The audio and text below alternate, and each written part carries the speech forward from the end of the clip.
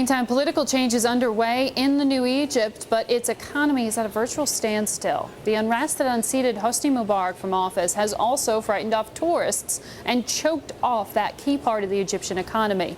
Samih Sawiris is the chairman and CEO of Orascom Developments. That's the largest publicly traded Egyptian resorts builder. They've got properties throughout the Mideast and Europe. And he was here in New York to meet with the Arab Bankers Association of North America. They're trying to signal that Egypt is open for business, but Sawiris admits the future's unclear. Well, it's not really Egypt anymore. This is the sad part of the story. It's the Middle East. You know, like if we didn't have the mess in Libya, we would have been probably running 20–30% higher occupancies than we are today. Because Egypt itself is back to normal. If you go to any of these resorts, you'll see people doing the same thing exactly just like before. There's no additional security. The tourists are there. They're not in the same numbers, but it's just life as it used to be. Cairo is also more or less the same.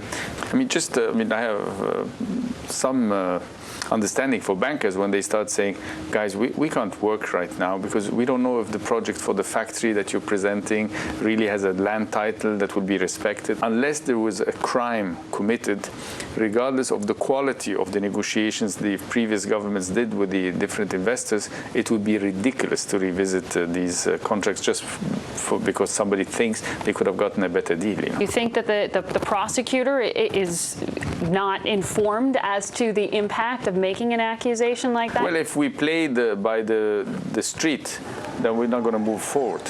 So people have to be responsible. People have to start taking over the duty of educating the street and not just taking orders from the street. Somebody has to go out and explain to them, a guy like Ahmed Hekel being banned from traveling is not good for the country, it's not good for the business, and it's not going to get us anywhere because at the end of the day, he's not running away. Your family, your company, Orascom and Sawiris family, so well known and so successful for so many years. I mean, do you feel vulnerable? Is this something you fear? Of course I'm afraid, just like anybody else. Since anybody with a piece of paper writing an accusation gets taken seriously and you have to prove you're innocent, not the other way around. Right. They don't even come up with evidence. They just say, this guy's no good, he did this and that. It's just and then automatically you need to clear your name. I mean, I had to put a couple of one-page ads in local newspapers denying that I even had the land that I was accused of taking as a gesture from my friend, the Minister of Tourism. But this kind of he said, she said uncertainty that comes up, you can understand why members of the investment community would say, I'm going to wait and see how this plays out before I put money to work. Carlisle's David Rubenstein saying, we're not investing in Egypt right now because of this. Yes, sure. We're going to put the brakes Totally on. understandable that people put the brake on, but what is good is that at least the government now, the current government has gotten the message. They realize that they have to do something about it if they want the economic cycle to resume and to be reactivated. Otherwise, we're going to get a serious meltdown, not only of new investments, but of existing investments and even worse, of labor.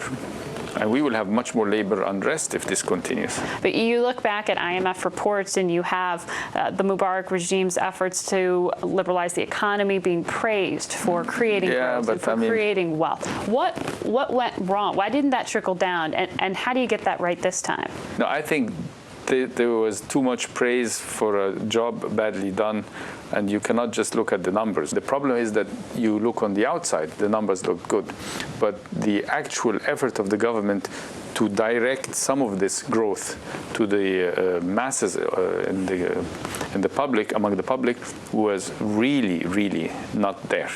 I mean, some of this growth was growth of projects that did not serve the people of Egypt, but served a very few number of citizens, but still added to the GDP. You know, you put a beautiful brand new airport, of course it looks great and it adds to your GDP, but why not take the money for the new airport and live with the old one and put it in housing for the poor, in more schools, in more local hospitals? You think they failed Egypt? Big time.